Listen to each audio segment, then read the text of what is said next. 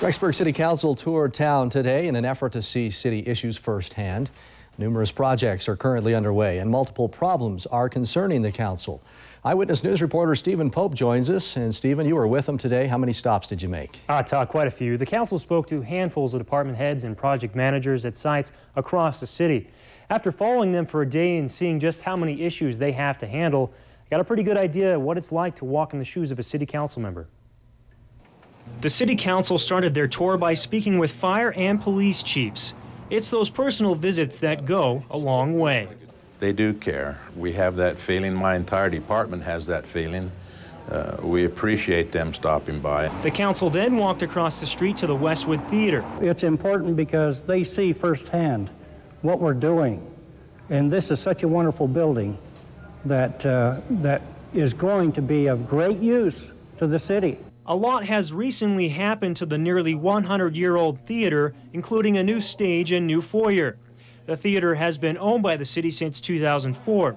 Donna Benfield presented Harris with a $100 check from a Chamber of Commerce fundraiser to help with replacement windows at the Rexburg Tabernacle. And every little bit helps, honest. The city council then visited the water and sewage treatment plant, where they were received with some good news.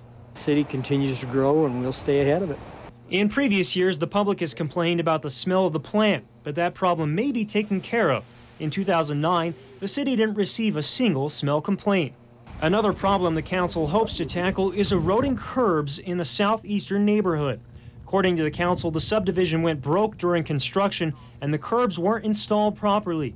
The council may be forced to move forward with an LID, which would force homeowners to pay for new curbs. Likewise, along Pioneer Road, where curbing and sidewalk haven't been installed, some members of the council, like Christopher Mann, would like to see an LID.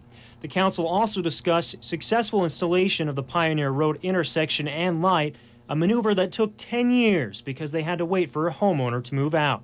The biggest upcoming growth spurts in town are along 12th West, which is in the process of being widened to allow traffic to get to the new Madison High School. Build-out plan for that certainly covers a lot of years, but you're looking at 700 homes out here in this vicinity eventually. This is where a lot of the growth is taking place out here on the west side, and as a council we're concerned that we make sure that the growth is where we want it and how we want it, and that it's well planned for. Another college-sized stake center will be built along 12th West as well.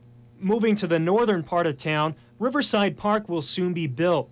The council spent a good chunk of time touring the property where the soccer and baseball fields will be built, as well as a lazy river and pool. It's enormous. There's a group of us that have probably worked on this facility, worked on trying to get water recreation in the city of Rexburg for 20 years. It's really monumental, actually, the amount of work and effort. During all the meetings today, the council repeated their goal of thinking long-term. And as you can tell from the multiple projects that are just coming to fruition, sometimes it can take a decade to accomplish one of those goals.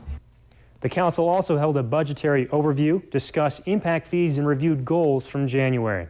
Like you had a busy day as well as they had. They did, and I did as well, yes. All right. Thanks, Stephen.